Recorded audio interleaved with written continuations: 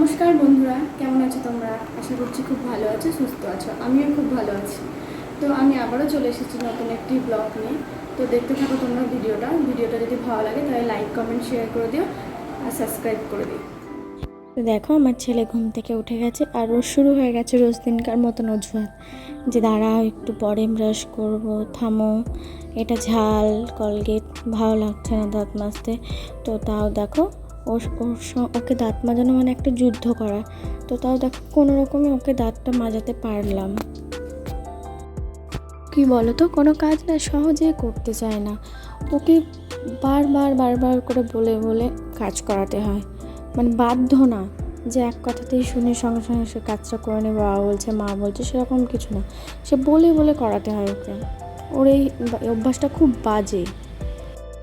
এবার ওকে খাওয়াবো। দেখো এত বড় ছেলেকে কি এখনও কোলে করে খাওয়াতে হয়? হাতে গ্লাস দিলেই কিছুতে সুন্দরভাবে খেয়ে নেবে তা না, ওকে সেই কোলে করে করে নিয়ে খাওয়াতে হবে, কারণ ওকে হাতে করে গ্লাসে করে দেবো তো খাবে না, তার জন্য ওকে আমি জোর করে ধরে খাইয়ে দিই। রোজ সকালটা ওর পেছনেই কাটে, কাজকর্ম সেরে ওকে ব্রাশ করানো, খাওয়ানো, এইসব করতে করতে আমার সারা সকালটা কেটে যায়। তো দেখো ওকে তো খাওয়ানো হয়ে গেল, এবার রান্নার দিকে যাব। তো কী রান্না করব, তাই পাড়াতে মাছ বিক্রি করতে এসেছিলো, তার জন্য সেই কাকুটার কাছ থেকে মাছ নিলাম। দেখো মাছটা নেওয়া হলো, এবার ফ্রিজে রেখে দিলাম মাছটা। কারণ কেন বলো তো, নিয়ে ফ্রিজে রেখেছিলাম, কারণ নাহলে মাছটা একটু অনেক সকালে এসেছিলো আর রান্নাটা করবো একটু বেলাতে, তাই মাছটা যদি নষ্ট হয়ে যায় তার জন্য ফ্রিজে রেখেছিলাম। এবার মাছটাকে ধুয়ে নেব।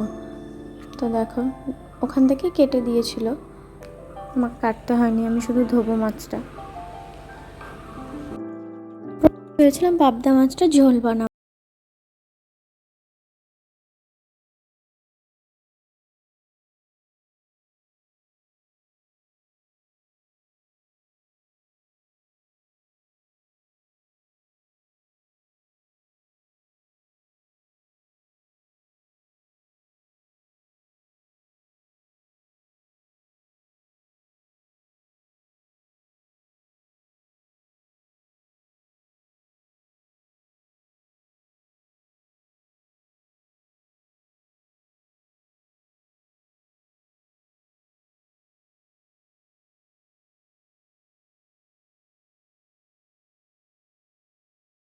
স্নান করে উঠে এখন খেলছে।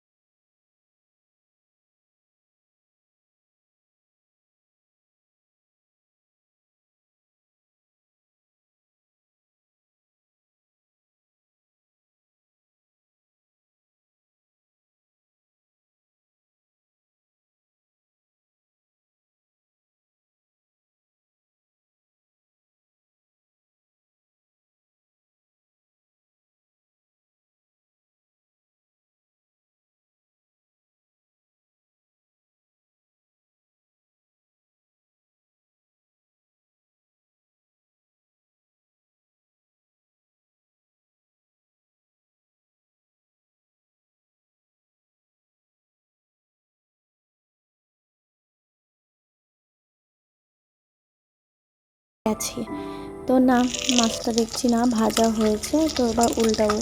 এই মাছগুলো এত পাতলা হয় না, উল্টাতে খুব অসুবিধা হয়, তলে তলে লেগে যায়। তো দেখো কোনো রকমে তাও উল্টালাম। এবার মাছগুলোকে তুলে নেব। মাছগুলোকে তুলে নিয়ে এবার দেখো মাছটা রান্না করব। তেলের উপরে প্রথমে দেবো কালো জিরা ফোড়ন, দিয়ে কাঁচা লঙ্কা, দিয়ে টমেটোগুলো দিয়ে দেবো, দিয়ে লবণ হলুদ দেবো। লবণ হলুদ দেওয়া হয়ে যাওয়ার পর মাছগুলোকে সুন্দর করে সাজিয়ে দেবো। সাজিয়ে দেওয়ার পরে একটু জল দেব, জল দিয়ে হালকা হালকা ফুটবে, তখন একটু হালকা করে নেড়ে চেড়ে দেবো, নেড়ে চেড়ে দিয়ে ঢাকা দিয়ে দেবো। তো ঢাকাটা খুললাম, এবার দেখছি যে না মাছগুলো হালকা হালকা একটু একটু সেদ্ধ হয়েছে। দিয়ে যে পোস্ত লঙ্কাটা বাটা ছিল সে পোস্ত লঙ্কা বাটাটা দিয়ে দিলাম, দিয়ে হালকা করে নেড়ে দেবো। হালকা করে নেড়ে দেওয়ার পরে এবার যে সর্ষে বাটাটা ছিল সেই সর্ষে বাটার জলটাকে দিয়ে দেবো। দিয়ে এবার দিয়ে কিছুক্ষণ ফুটবে, দিয়ে একটু সরষের তেল দেবো আর ধনে পাতা দেবো, দিয়ে দেখো রেডি হয়ে গেছে আমাদের পাবদা মাছের সর্ষে বাটা।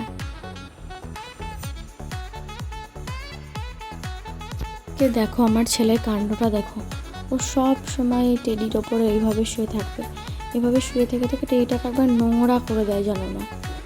কিছুদিন আগেই আমি টেডিটাকে ধুলাম। এবার দেখো খিদে পেয়েছে, রোজ দিন স্নান করে উঠে নাকি ওর খিদে পেয়ে যায়, ভাত তরকারি খেতে দেবো সেসবের খিদে পায় না, শুধু লেস কুরকুরে